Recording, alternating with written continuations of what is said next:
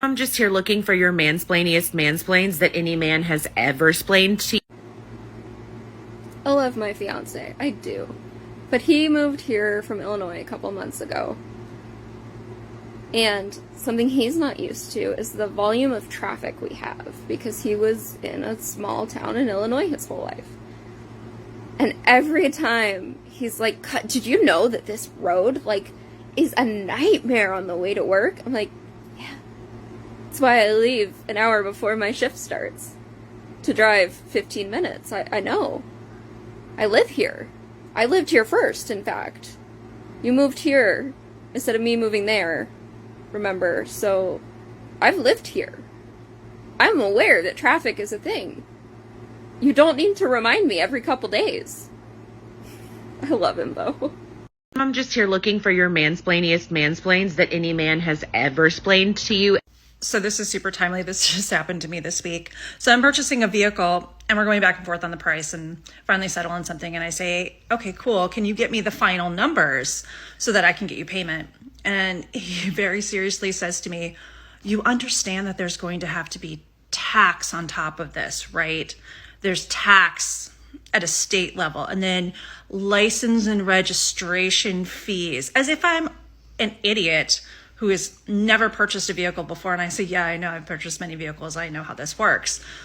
And he's like, so it's going to be more. And I was like, that's usually what happens when you add numbers together. And he's like, okay, but just so you understand, it's going to be more. Roger, I got it. Just tell me the freaking numbers before I walk away. I'm just here looking for your mansplainiest mansplains that any man has ever splained to you.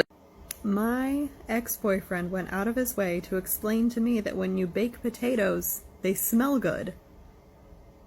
On another occasion, we went to a concert, and he felt the need to explain to the merch guy of the band we were seeing that the band had recently released an album, and it had been a while since they released an album, but that there was a new album.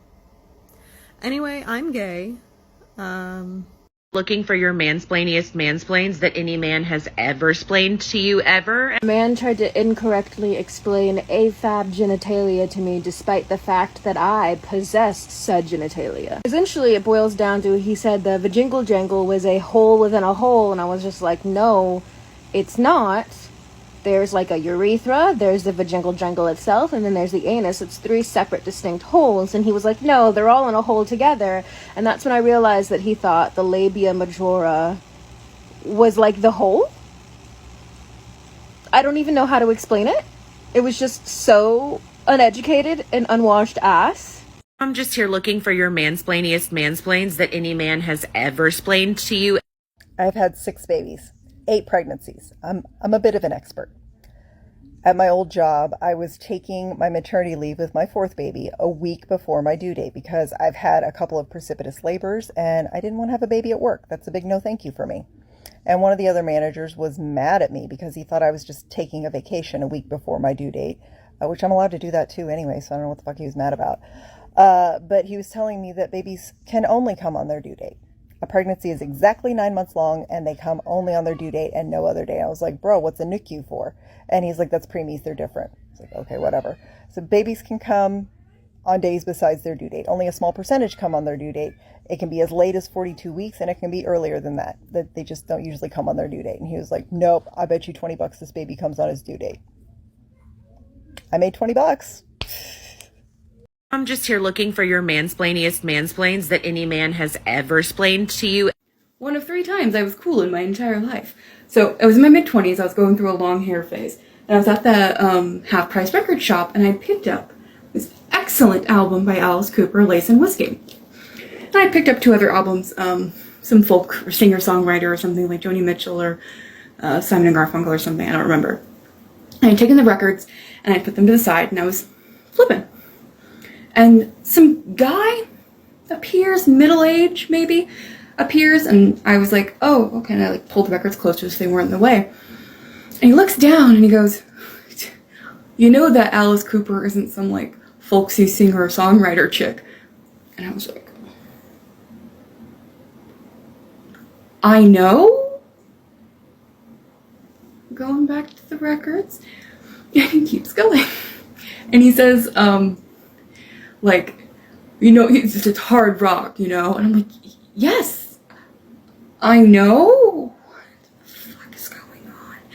He's like, yeah, you know, like, you know, he's saying, like, school's out for summer and stuff.